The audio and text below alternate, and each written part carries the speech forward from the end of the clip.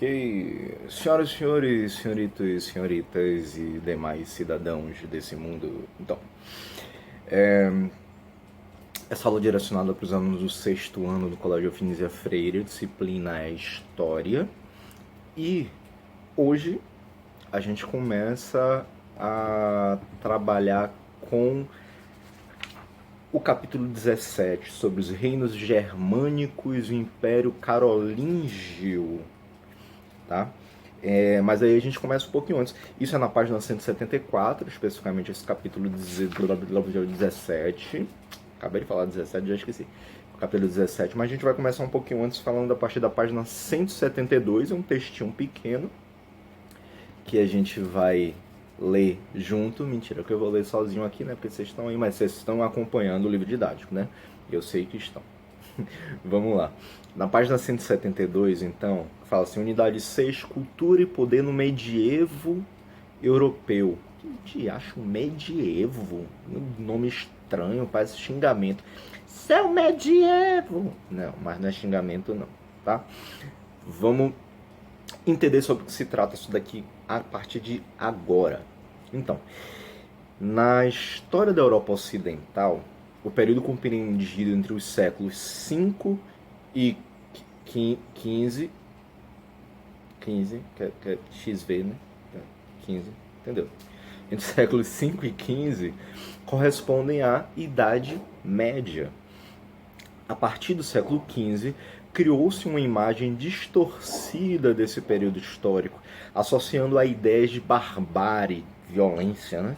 Intolerância, regressão econômica e desorganização política. Ainda no século XX, agora que a gente está... Né, vocês já nasceram no século XXI, mas eu nasci já no final do século XX, né? Então, ainda no século XX, essas ideias eram difundidas, colaborando para que a Idade Média fosse chamada de a Idade das Trevas. Essa visão negativa foi construída por eruditos europeus dos séculos XV até mais ou menos o século XVIII para exaltar a modernidade de seu tempo. Tem um negócio batendo aqui, um barulho. O tempo vivido por eles. Atualmente, esse conceito foi superado e a história medieval é reconhecida como uma época com características próprias, na qual ocorreram muitas mudanças nas sociedades europeias. Como a Europa se organizou após o fim do Império Romano Ocidental? Observe a imagem ao lado, uma produção típica da Idade Média, que materiais e técnicas foram usados para elaborá-las. Você conhece obras semelhantes a essa e tal? Então é interessante a gente ver o seguinte: aquela galera que veio depois do século XV, né? Quando eles olharam para trás e viram o desenvolvimento que estava ocorrendo a partir ali do século XVI, eles simplesmente chegaram e falaram assim: não, tudo que aconteceu antes era coisa de gente ultrapassada. Então, por conta disso, eles começaram a tratar esse período medieval como o período das trevas, idade das trevas, idade em que muita coisa ruim aconteceu. Algumas coisas ruins aconteceram muitas. Mas, tipo, agora, em pleno século XXI, estão acontecendo várias coisas ruins também, né? Pandemia, desigualdade social, queimadas, destruição de florestas, aumento da temperatura, né, no mundo, tal, degelo na Antártida, várias coisas acontecendo ao mesmo tempo. Só que assim, toda geração que vem depois, eles vão olhar para o passado não como uma forma de admiração, mas sim dizendo: para nós chegarmos hoje a um determinado desenvolvimento, foi preciso foi preciso passarmos por um período em que as coisas não se encaixavam exatamente da forma que deveriam. Então, nós evoluímos. O que ficou para trás é algo que precisa ser esquecido ou, no mínimo, precisa ser olhado com atenção para que a gente não repita mais os erros que aconteceram naquele passado.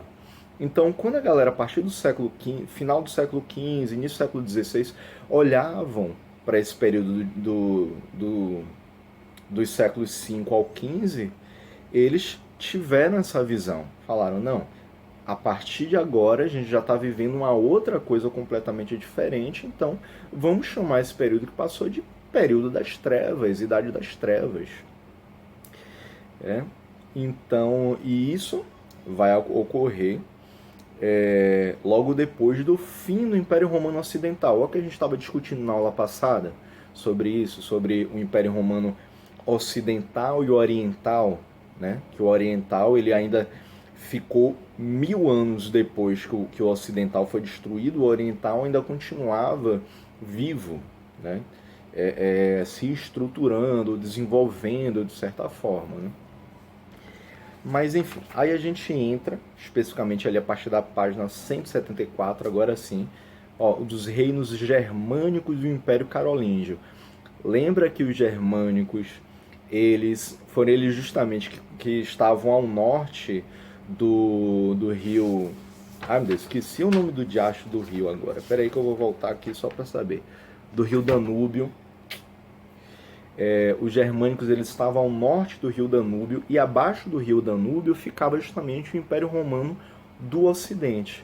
Então os germânicos eles começaram a migrar, deixa eu ajeitar só isso, eles começaram a migrar para esse Império Romano Ocidental e foram conquistando seus territórios, foram conquistando determinados espaços nesse território do Império Romano Ocidental. Né?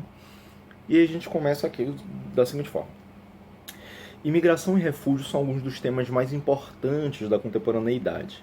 Na segunda década do século XXI, que é o que a gente está vivendo hoje, esses fenômenos foram causados principalmente pelas guerras no Oriente Médio, que mobilizaram o maior deslocamento populacional nos últimos 70 anos. Então, diversas guerras que ocorrem hoje, ainda hoje, na região do Oriente Médio, as pessoas estão em busca de fugir dessas guerras. Eles querem viver, eles querem ir em busca de uma melhoria de vida.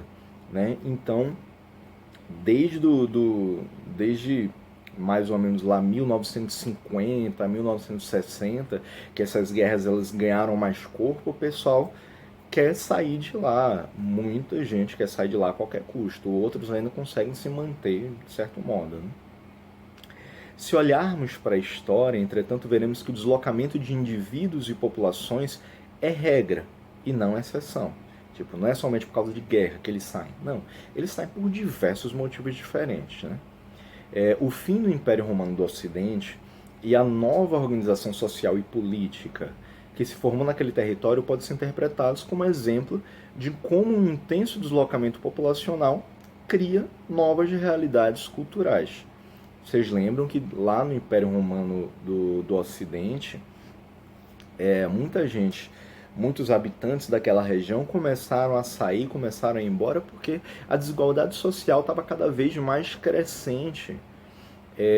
Teve o problema em relação à escravidão, que eles, como eles tinham alcançado já uma extensão territorial muito grande, e o processo de escravidão lá naquela época se dava muito por conta ou de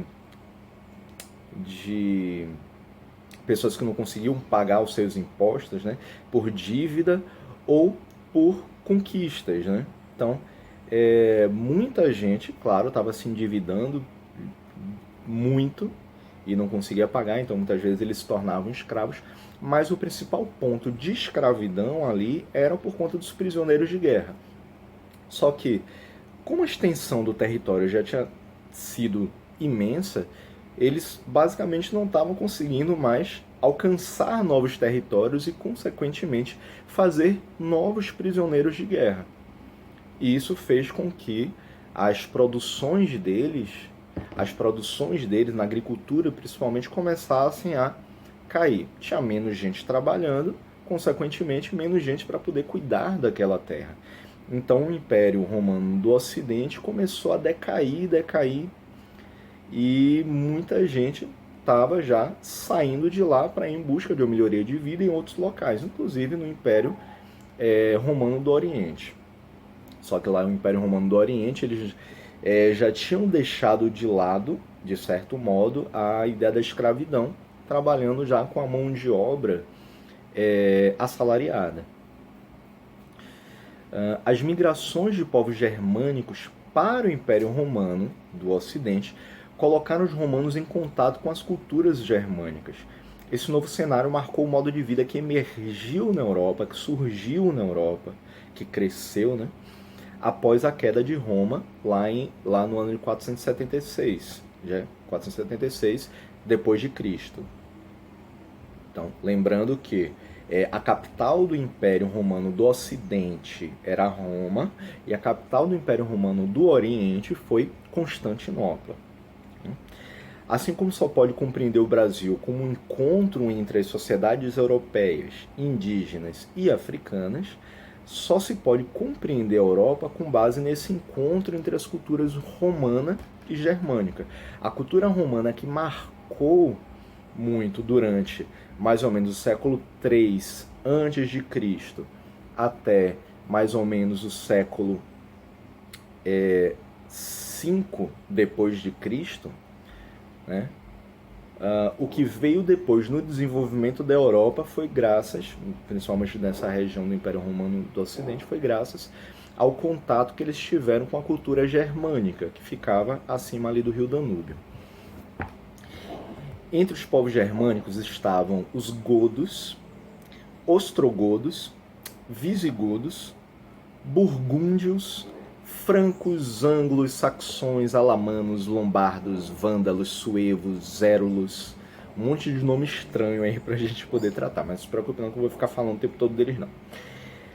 Em geral, eles organizavam-se em tribos guerreiras, eram seminômades e politeístas. Vocês lembram que a gente já fez uma discussão lá ainda na primeira, na segunda unidade, sobre quem eram, o que faziam os povos nômades e os seminômades.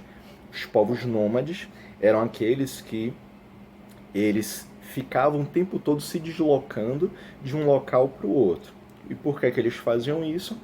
Porque eles iam em busca de uma terra mais fértil para poder tomar para si os recursos naturais que encontravam naquele local. E à medida que eles iam utilizando esses recursos naturais e esses recursos eles começavam a diminuir, eles migravam para um outro local, tá?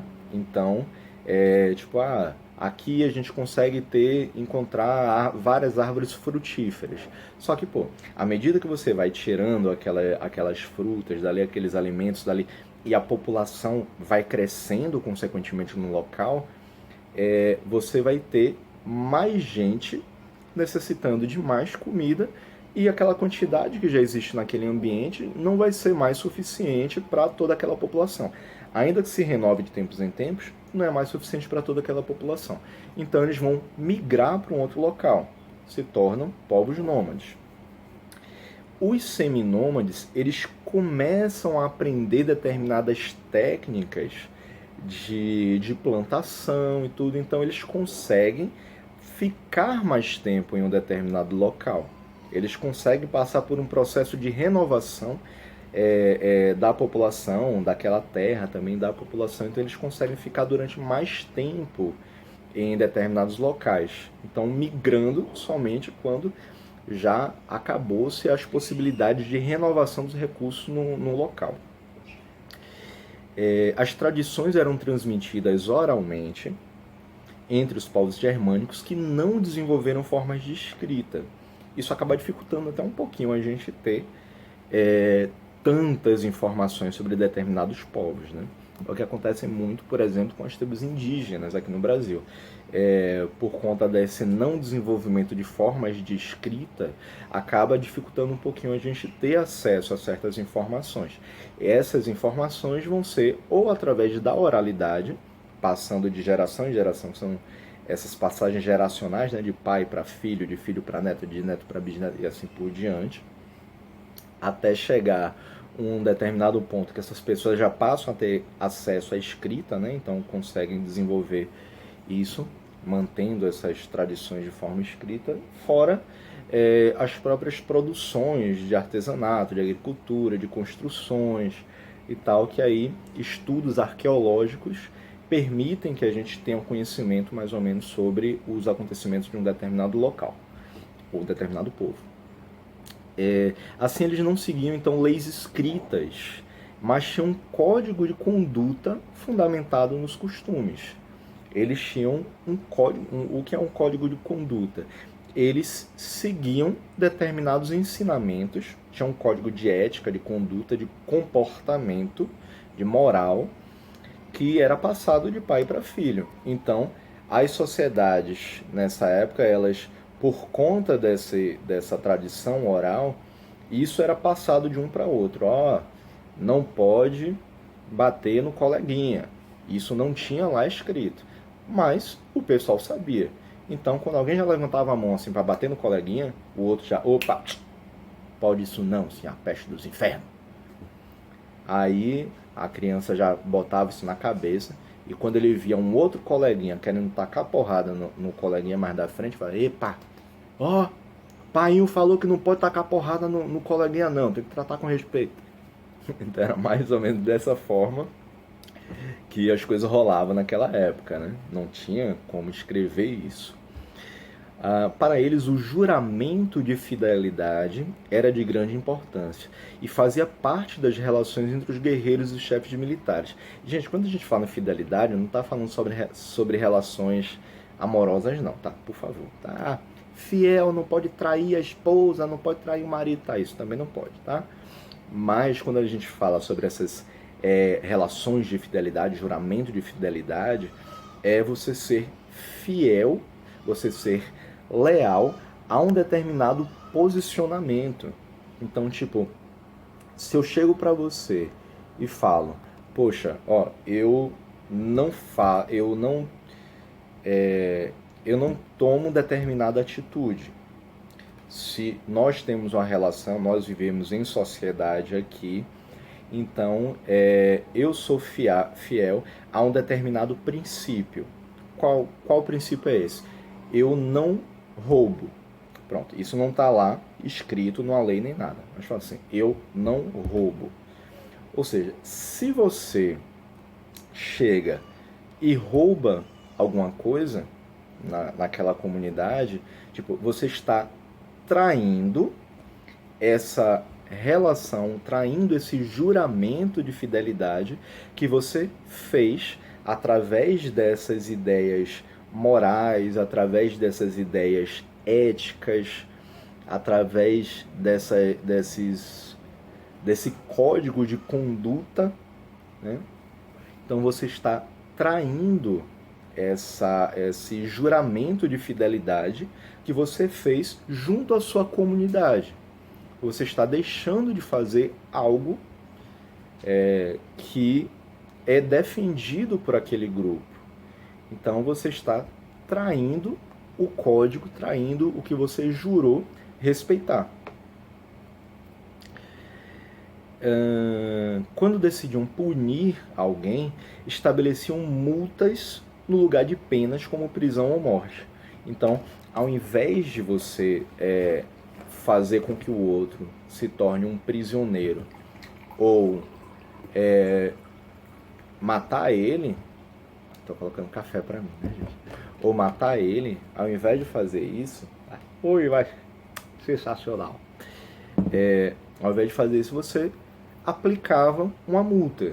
Então, ele tinha que pagar, não existia a ideia de dinheiro ali, né, dentro dessas comunidades. Então, você pagava com trabalho, né? Você pagava com uma quantidade de, digamos que se você produz todo ano, você produz 1 tonelada de soja, digamos assim, uma coisa bem aleatória, 1 tonelada de soja, você vai ter que pagar para a comunidade meia tonelada.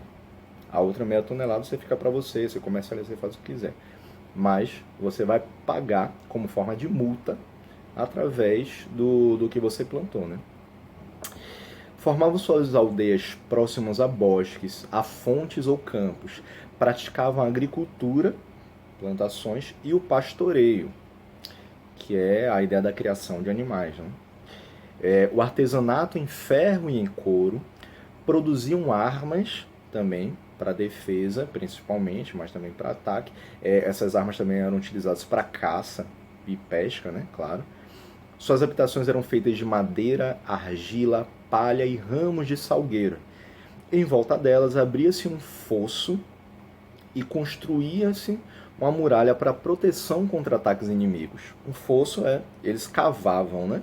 Um fosso e colocavam muitas vezes ali várias estacas, por exemplo, que aí ficava mais difícil dos povos inimigos quando tentassem entrar naquela tribo, naquela comunidade, naquela aldeia, eles teriam dificuldade de poder passar por esse fosso, né? Isso a gente acaba vendo principalmente em desenho e tal, na proteção dos castelos, digamos assim, né? Que eles colocam um fosso com água em volta e crocodilos, jacarés em volta, piranhas, alguma coisa assim. Piranha, as piriguete não, viu gente? Piranha é aquele bichinho que, aquele com um dentão assim, que morde os negócios lá das pessoas. Em volta deles, então, construíram uma muralha para proteção contra ataques inimigos. Dentro das casas cavavam abrigos subterrâneos usados para proteger a família e os animais durante os invernos rigorosos, além de armazenar cereais e guardar riquezas. Interessante, era como se eles tivessem um sótão. É sótão que se chama. Sótão fica embaixo ou em cima. Agora eu esqueci. Sótão. Deixa eu escrever aqui, ó. Sótão. O que é um sótão? Ah, não. Sótão é em cima.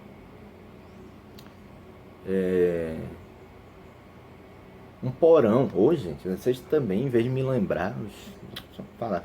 Então, é porque o sótão fica na parte de cima da casa, né? O porão.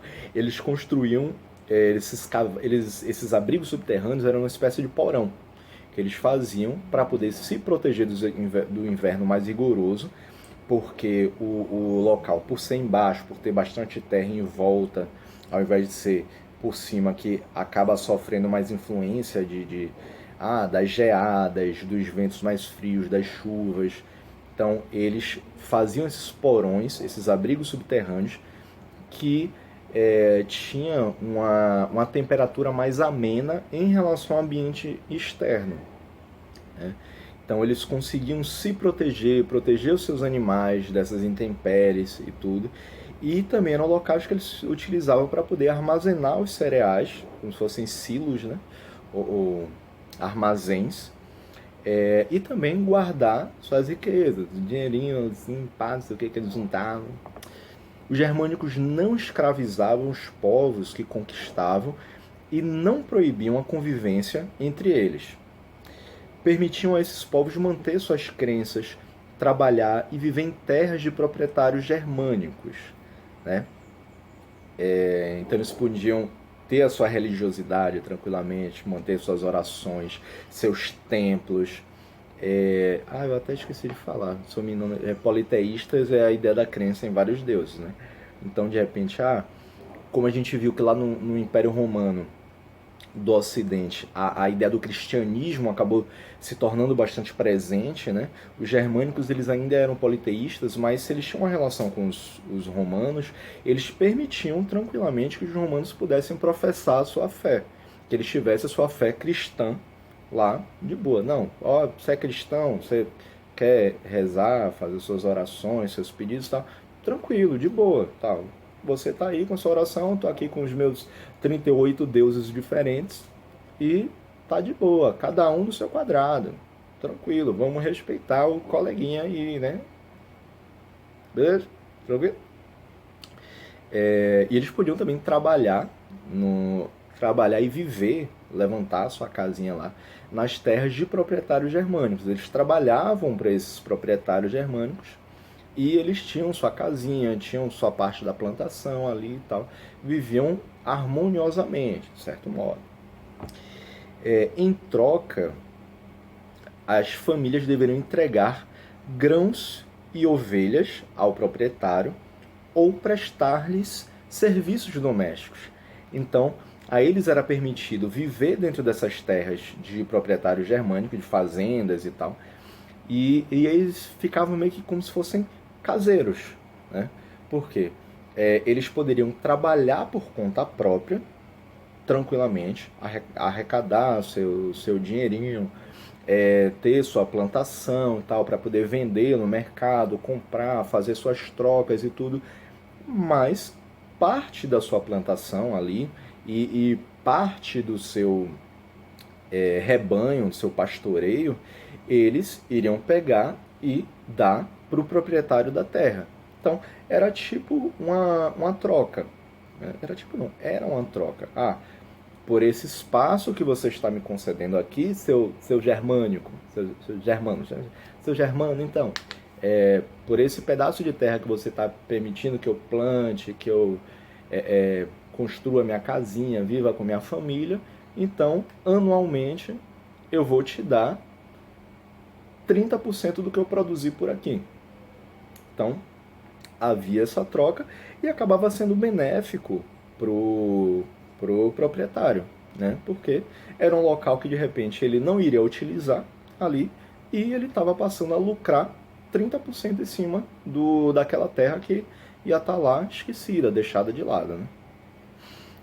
Ou ainda tinha essa prestação de serviços domésticos. Ao invés dele chegar e contratar alguém para pagar por isso, ele recebia sempre a pessoa que morava naquela parte da propriedade dele, falava assim: ah, minha senhora, vai trabalhar aqui, ô seu Germano, obrigado, eu faço comida aí todo dia pro senhor, passo a vassoura, pá, não sei o que, tá? Em troca de eu morar nessa terrinha aqui, plantar minhas coisinhas, comer minha cenoura, minha berinjela, beterraba, pá, tá bom, seu Germano? Entre esses povos germânicos, as mulheres eram encarregadas de cuidar dos filhos. Machista! Nessa época, a gente sempre vê, até hoje, infelizmente, a gente tem esse viés paternalista, machista pra caramba, que era a ideia de que as mulheres deveriam cuidar da casa enquanto os homens trabalhavam fora, né? Eram os provedores da casa. Então, as mulheres eram encarregadas de cuidar dos filhos, trabalhavam nas plantações também e deviam obediência a seus pais e maridos. Tinha que obedecer aos homens, não podia nem se revoltar e tacar uma porrada no marido, né? Uma pena isso. O casamento era monogâmico. O que é um casamento monogâmico? Monogamia significa uma relação com a única pessoa, tá? Poligamia é um relacionamento com várias pessoas. Muita modernidade. Então o casamento era monogâmico, era só um casal, duas pessoas, porque casal, né, quer dizer duas. Então, monogamia, eles se relacionavam somente entre si. E o adultério, a traição ao cônjuge, era severamente punido. E isso tanto para o homem quanto para a mulher. Assim, opa, olha, chegou ali um boyzinho novo na cidade, então chegou assim uma boizinha nova na cidade, vou ali jogar os meus galanteios. Só que enquanto isso o cara tava lá com o anel no dedo, assim, olha, traiu, fez o de corno, fez o de besta, vai ser punido. Não matava não, mas era punido. Deixa eu ver aqui uma coisa. Tá. A relação entre os povos germânicos e Roma. A interação entre os germânicos e o Império Romano do Ocidente começou por volta do início do século I e caracterizou-se por períodos de comércio pacífico, interrompidos por ocasionais erupções de guerra, explosões de guerra. Explosão, nesse caso, não é jogar uma granada e bum, não. Interrompidos por ocasionais guerras que acabavam surgindo, né? Às vezes por culpa de outros povos, né? Mas aí acabavam envolvendo os germânicos, romanos e tal. Então os romanos estavam de saco cheio e iam invadir algum território lá, e os germânicos não queriam ver, pá, minha terra não, parceiro. E aí, inclusive, principalmente pelos saques de tribos germânicas ao próspero Império Romano, né? Alguns germânicos ali safados olhavam assim, os caras têm dinheiro, vou ali, olha, roubar, pegar um pouco desse dinheiro que eles têm. E aí de vez em quando rolava isso, aí a galera do Império Romano também tacava porrada nos germânicos e falava assim, meu irmão, não invada minha bagaça aqui não, viu? Senão eu vou picar na porra da sua cara. Mas geralmente o comércio entre eles acabava sendo bem tranquilo, sendo bem de boa. Para conter os ataques, o governo romano criou uma rede de fortificações que se estendia por centenas de quilômetros e era vigiada por milhares de soldados. Não tá frio o café não, viu, gente? Você pensar, pá, o professor tá um tempão falando, o café tá lá esfriando. Não, tá quente ainda. Uma rede de fortificações significa o quê? É a construção de fortes, de fortalezas, de torres de controle. Vocês lembram que eu falei também sobre as estradas que eram abertas, né, em todo o território, assim, para facilitar o deslocamento e defesa do seu território, do Império Romano. Então eles fizeram uma rede de fortificações, várias fortificações, muros enormes, tal, para poder tentar impedir a entrada de outros povos no território do Império Romano. Então, centenas de quilômetros, e eles tinham milhares de soldados que ficavam lá se deslocando, marchando, 1, 2, 3, 4, 4, 3, 2, 1, tá? Protegendo o território para impedir que outros povos e os safados desses germânicos pudessem invadir, né? Só que assim, isso não significava que não houvesse simultaneamente relações pacíficas. Tá tranquilo, tá favorável. Naquela época interessava ao governo romano permitir que esses estrangeiros trabalhassem como agricultores e soldados do império. Entre os séculos 2 e 5 depois de Cristo, as migrações continuaram, né? Ao longo desse período, tornou-se comum o emprego de mercenários germânicos no exército romano. Havia tropas inteiras deles e a presença germânica na sociedade romana aumentou. O que é que isso significa? Eles permitiam que, através dessas boas relações, essas relações pacíficas que existiam entre eles, os germânicos, eles permitiam que muitos trabalhadores germânicos, eles pudessem trabalhar dentro do território romano, né? Isso mantinha uma relação pacífica entre eles e era uma troca, né? Era algo benéfico para os dois. Os romanos eles tinham mais trabalhadores e os germânicos eles poderiam ter uma boa vida, né? Trabalhar, receber seu dinheirinho, receber seu salário, suas coisas e tal. Então acabava sendo uma relação bacana. Isso também, muitos germânicos trabalhavam como soldados nessas fronteiras porque eles iam receber por isso. Quando aqui fala sobre a presença de mercenários germânicos, quem são os mercenários? Quem nunca ouviu falar, por exemplo, assim, tipo, jogador do Flamengo é mercenário, porque ele bastou o dinheiro cair na conta ali, pagar mais, e ele foi jogar onde? Lá no Palmeiras, lá no Corinthians. Por quê? Mercenários são aqueles que aceitam trabalhar para quem paga mais para ele. Então, os mercenários são justamente esses. São aqueles que quem pagar mais leva. Ele não tem uma identificação com uma determinada localidade, com um determinado povo.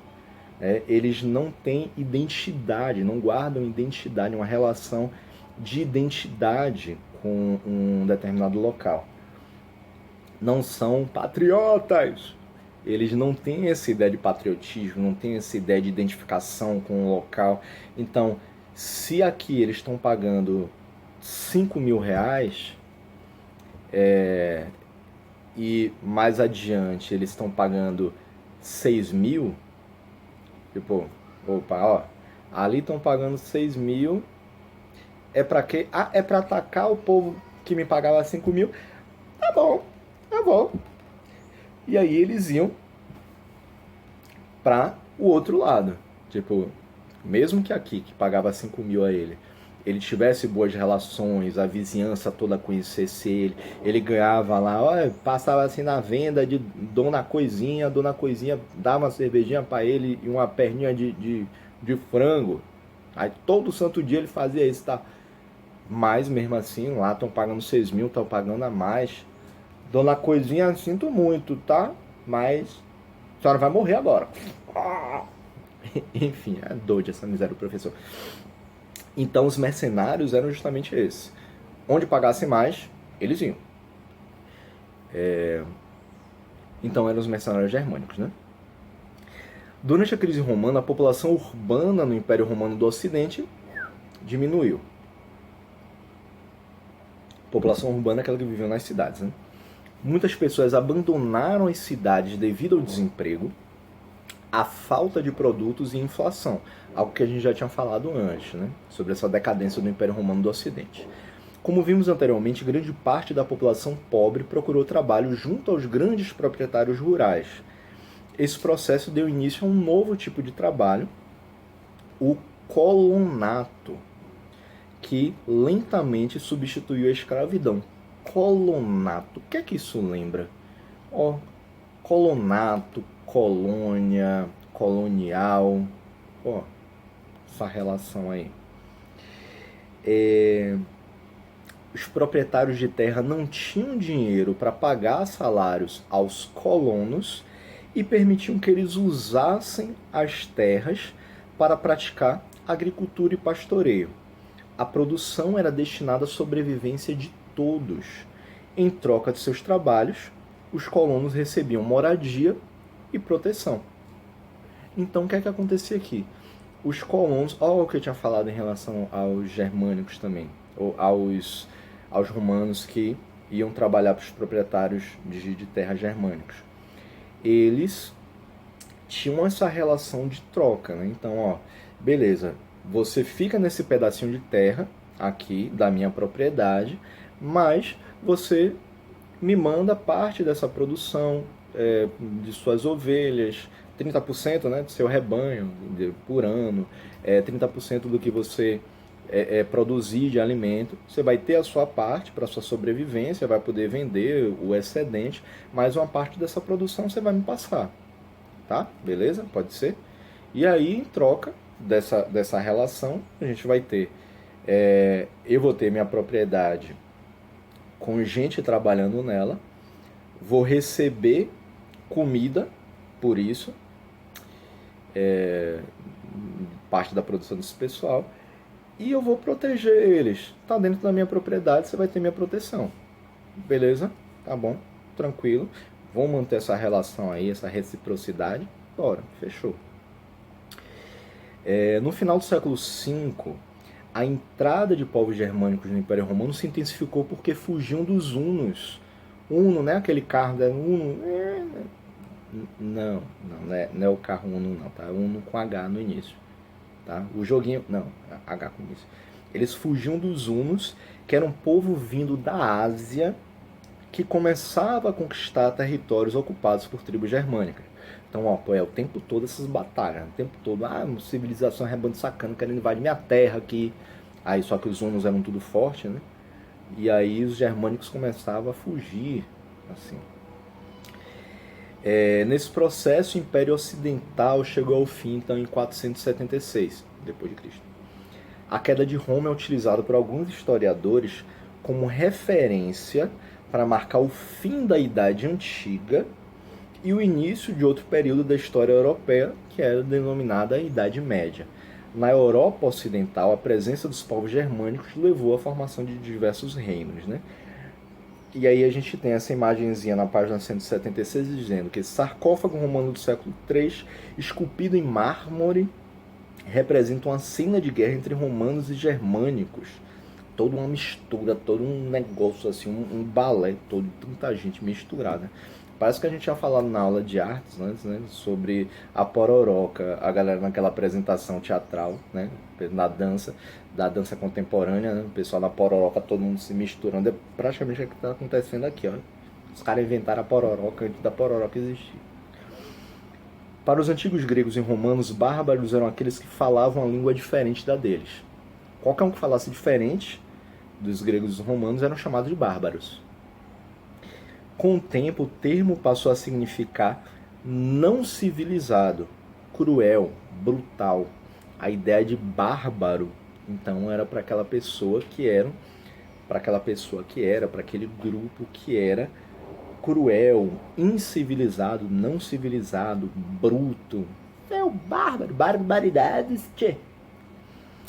O sentido pejorativo do termo foi difundido pelos renascentistas. A gente já falou também sobre o Renascimento, né? Que viu a invasão dos povos germânicos como principal motivo do fim da civilização greco-romana e o início do que chamavam de Idade das Trevas ou a Idade Média. Ou a Idade Média, né? Então que a gente já viu que, na verdade, não foi por conta da chegada dos povos germânicos que se acabou o Império Romano do Ocidente. Na verdade, eles já estavam em franca decadência. O Império Germânico e os germânicos, eles chegaram para tentar ainda auxiliar um pouco a manutenção desse poder do Império Romano, mas no final das contas, o Império Romano do Ocidente acabou babando. Beleza? Finalizamos essa aula por aqui. A gente continua depois com a Igreja Católica e os reinos germânicos, a relação de todos. Falou, valeu, tchau.